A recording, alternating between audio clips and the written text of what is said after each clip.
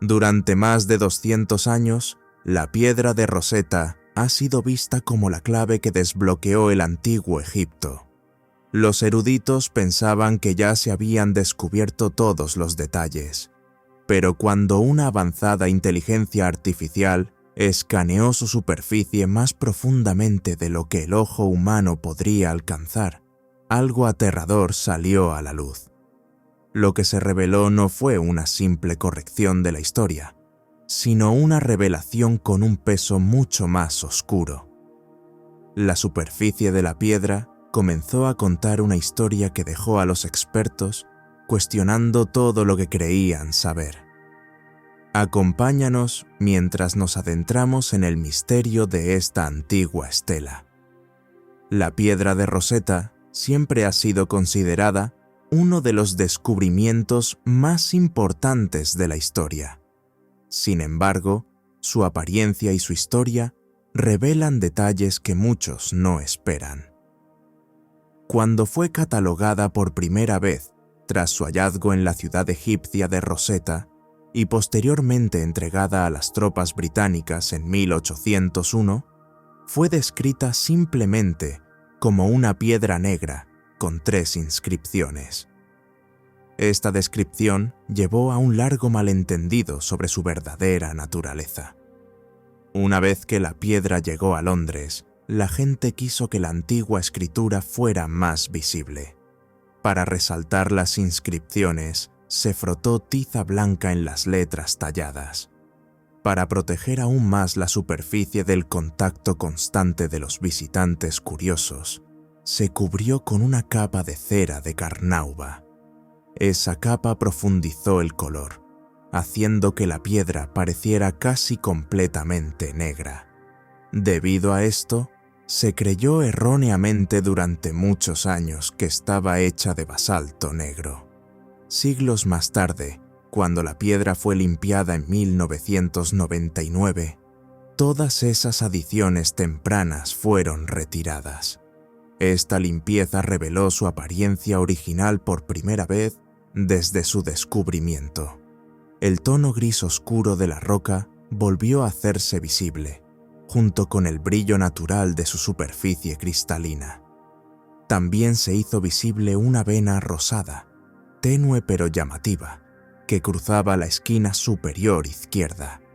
Con este nuevo aspecto, los geólogos pudieron estudiarla de cerca. Al comparar la piedra con muestras de roca provenientes de Egipto, descubrieron que coincidía estrechamente con la granodiorita extraída de una pequeña cantera en Gebel Tingar, en la orilla occidental del Nilo, cerca de Elefantina, en la región de Asuán. La veta rosada, en particular, era una característica conocida de la granodiorita de esa zona, lo que dejó pocas dudas sobre su verdadero origen. La piedra en sí es un bloque grande y pesado. Tiene una altura de aproximadamente 1 metro, con 12 centímetros, un ancho de 71 centímetros y un grosor de poco más de 28 centímetros. Su peso es inmenso, alrededor de 760 kilogramos, lo que equivale aproximadamente a 1.680 libras. Para un objeto de apariencia tan simple, su presencia física es impresionante, y uno puede imaginar el esfuerzo que implicó trasladarla desde Egipto hasta Gran Bretaña a comienzos del siglo XIX. Lo que hace que la piedra de Rosetta sea tan extraordinaria son los 3 diferentes sistemas de escritura grabados en su superficie. La parte superior contiene jeroglíficos del antiguo Egipto, escritos en una forma llamada egipcio medio, que ya era un estilo anticuado en esa época. De hecho, no era el lenguaje cotidiano que la gente hablaba, sino una versión arcaica elegida para textos religiosos y formales. Debajo de esa sección, la segunda parte está escrita en escritura demótica, que era la forma común del egipcio utilizado durante el período ptolemaico. Esta escritura reflejaba mucho más de cerca el lenguaje hablado de la época. Finalmente, la tercera sección, en la parte inferior, está escrita en griego antiguo, que era el idioma administrativo de Egipto bajo los gobernantes ptolemaicos. La superficie frontal pulida de la piedra lleva estas inscripciones, grabadas de manera ligera y bien organizada, mientras que la parte posterior se dejó rugosa, ya que no sería visible una vez colocada la estela en su lugar. La piedra que vemos hoy es solo un fragmento de lo que alguna vez fue una estela mucho mayor. Las búsquedas posteriores en Rosetta no lograron encontrar las piezas faltantes. Debido a la fractura, ninguno de los 3 textos grabados está completamente preservado. La sección jeroglífica en la parte superior es la más dañada. Solo permanecen visibles las últimas 14 líneas, todas afectadas en el lado derecho. 12 de ellas también presentan daños en el lado izquierdo, dejando el texto muy incompleto.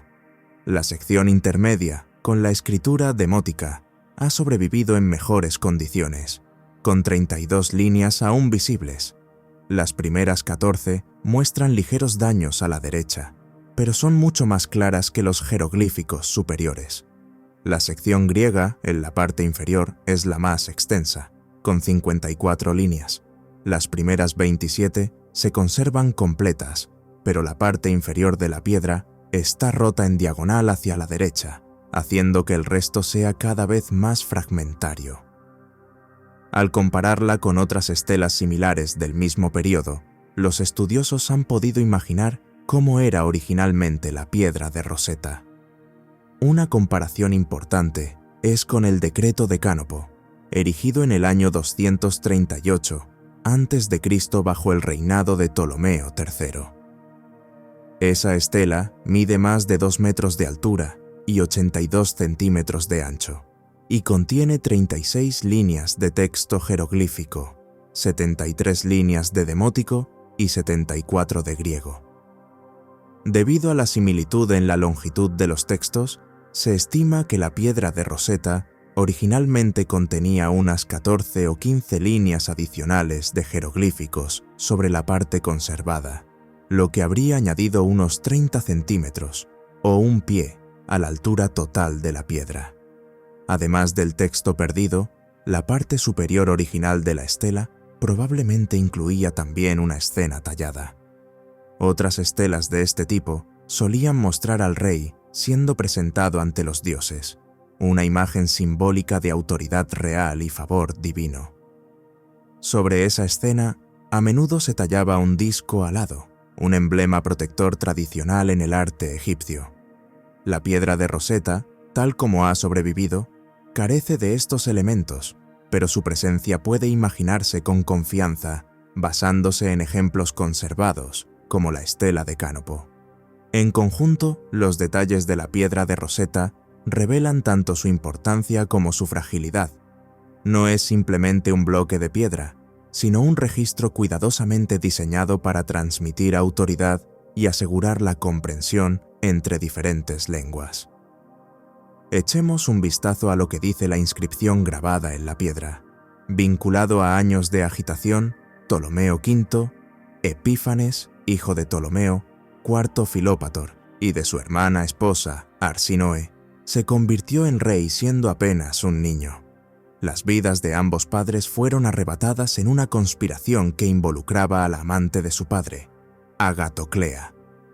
Tras su muerte, los conspiradores, con Agatoclea a la cabeza, gobernaron en nombre del joven rey, pero su control se derrumbó cuando estalló una rebelión liderada por el general Tlepólemo, apenas 2 años después. El enfurecido pueblo de Alejandría se volvió contra Agatoclea y su familia, arrastrándolos hacia su final. Tlepólemo asumió entonces el poder como tutor del joven monarca, pero también fue destituido en el año 201 a.C. y reemplazado por Aristómenes de Alicia, quien era el ministro principal cuando se redactó el decreto. Mientras Egipto estaba desgarrado por luchas internas, los peligros se cernían desde más allá de sus fronteras. Antíoco III, del Imperio Seleucida, y Filipo V de Macedonia habían formado una alianza para dividir los territorios ptolemaicos. Filipo capturó islas y ciudades en Caria y Tracia, mientras Antíoco asestó un golpe decisivo en la batalla de Panio en el año 198 a.C., apoderándose de Coele Siria, que incluía Judea.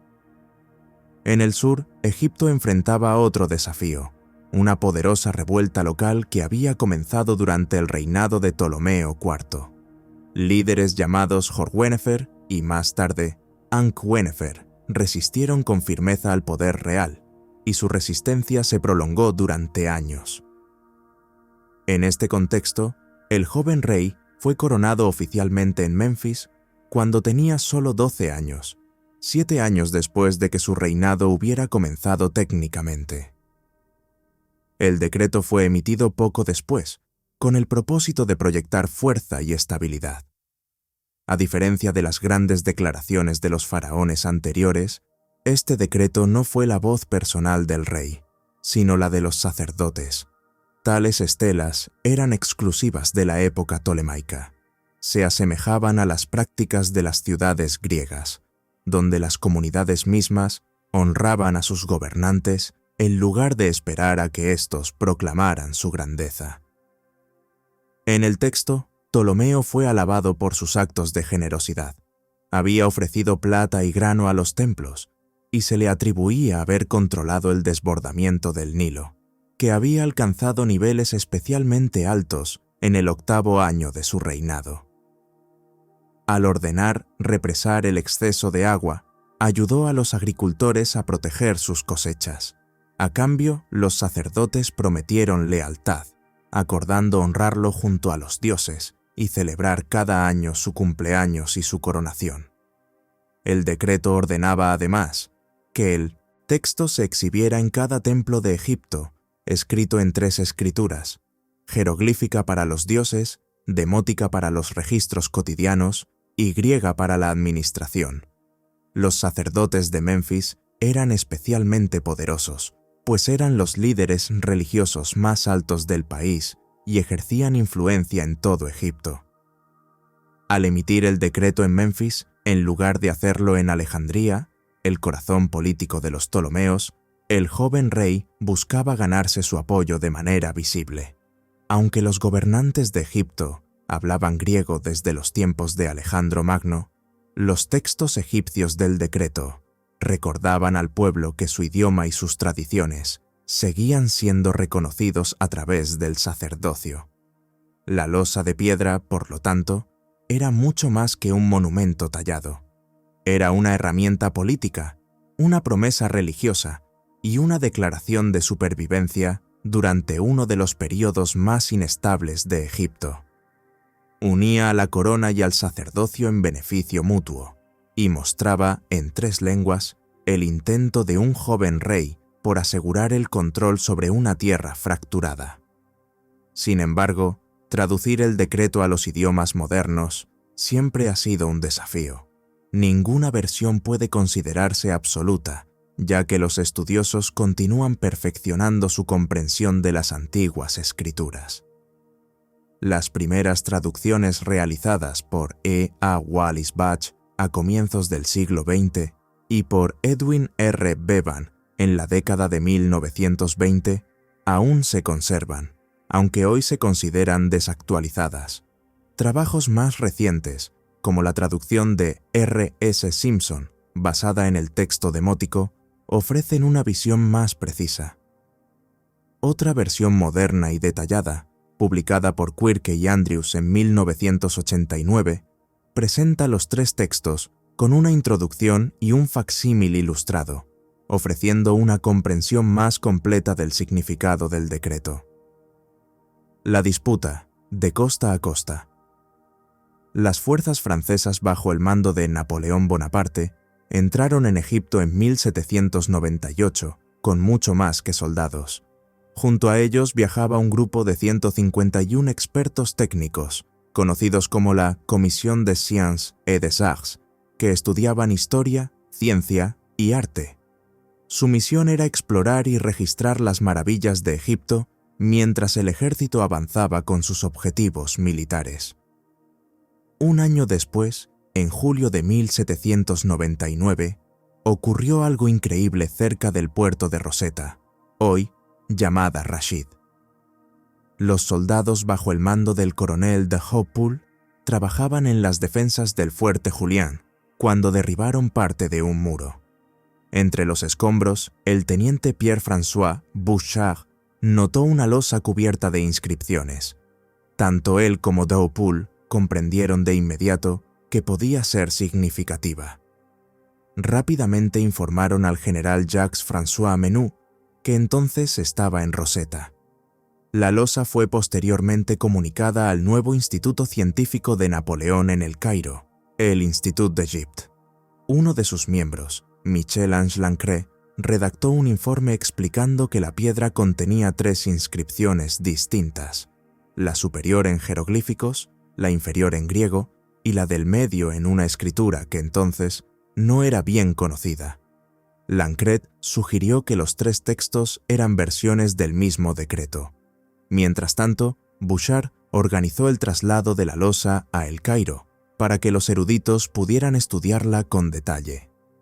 La noticia del hallazgo llegó al mundo en septiembre de 1799 a través del Courrier de l'Égypte, el periódico oficial de la expedición francesa. El artículo destacaba la posible importancia de la piedra, insinuando que podría ayudar algún día a descifrar los secretos de los jeroglíficos. Para el año 1800, 3 miembros de la comisión desarrollaron métodos para reproducir los textos tallados en la piedra.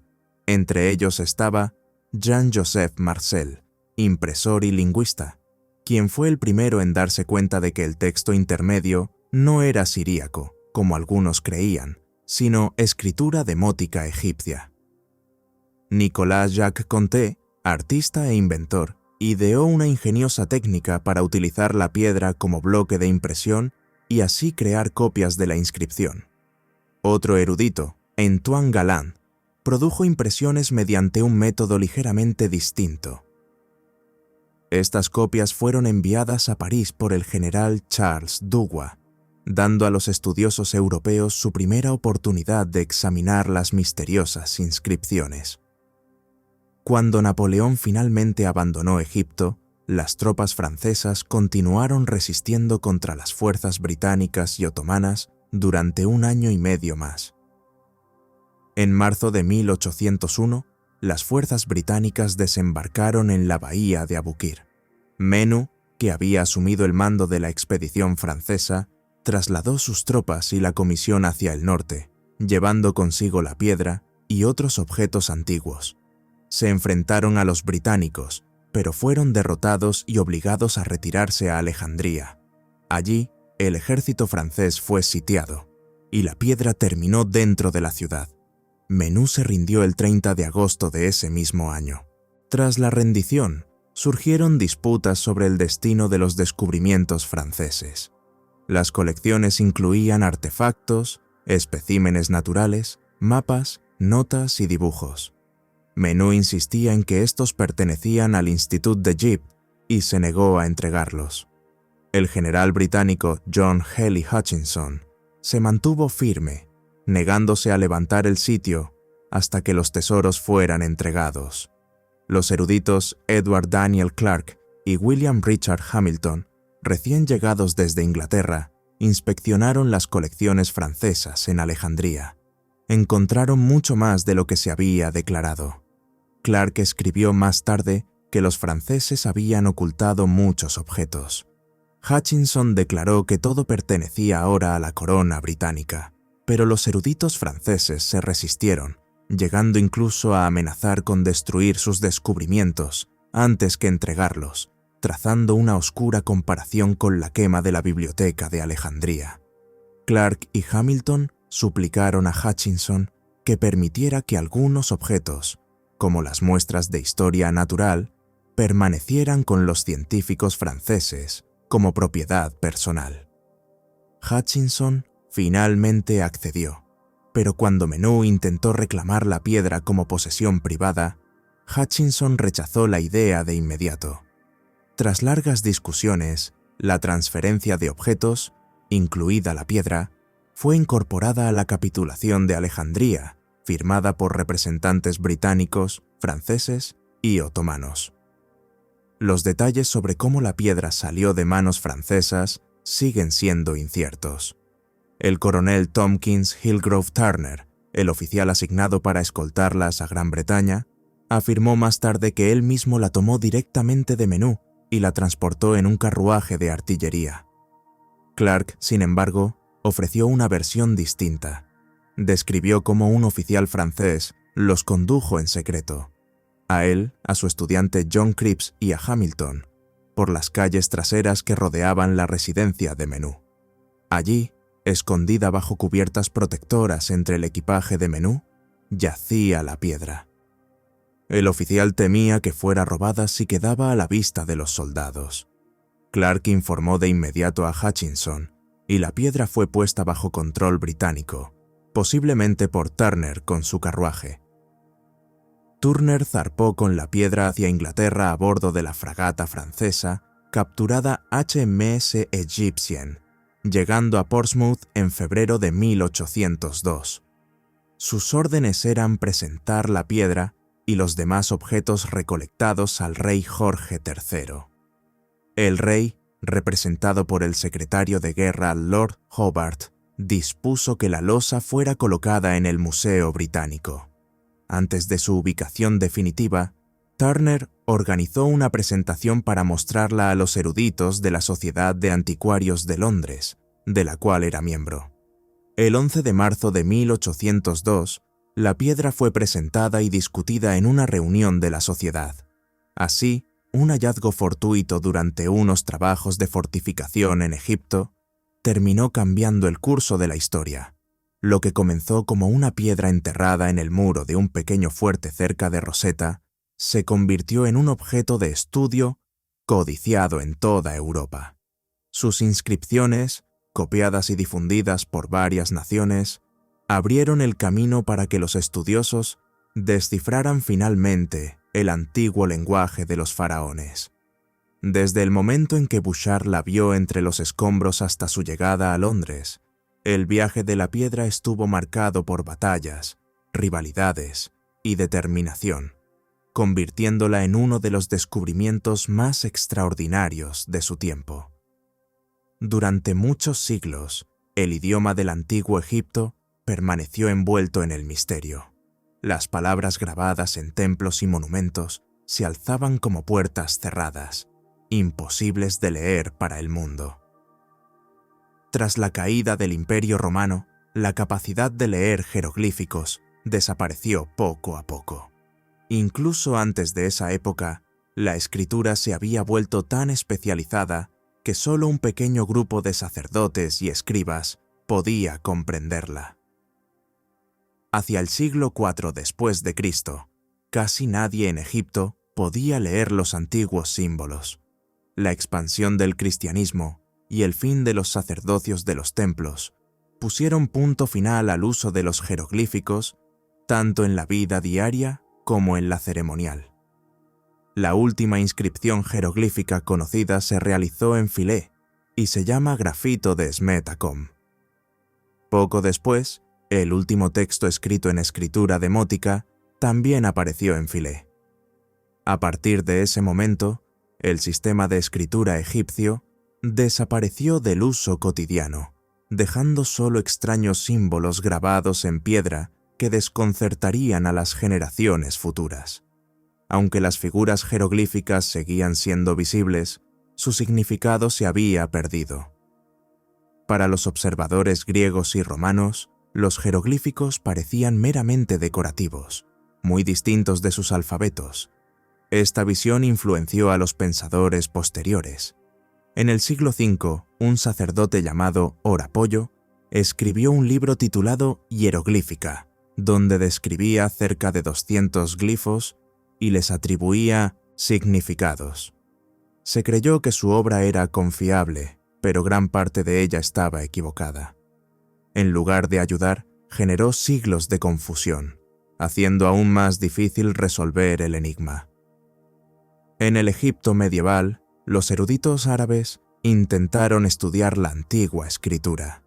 Durante los siglos IX y X, figuras como Dhul Nun al-Misri e Ibn Washiyya compararon los jeroglíficos con el idioma copto, aún usado en las iglesias de su tiempo.